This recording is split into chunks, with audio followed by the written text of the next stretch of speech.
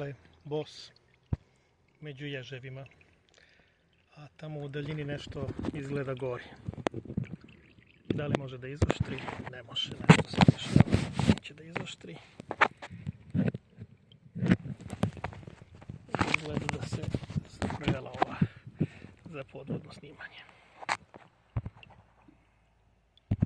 Sada vidimo, evo sad se vidi. Znači, izgleda da je neki požar, crni dim.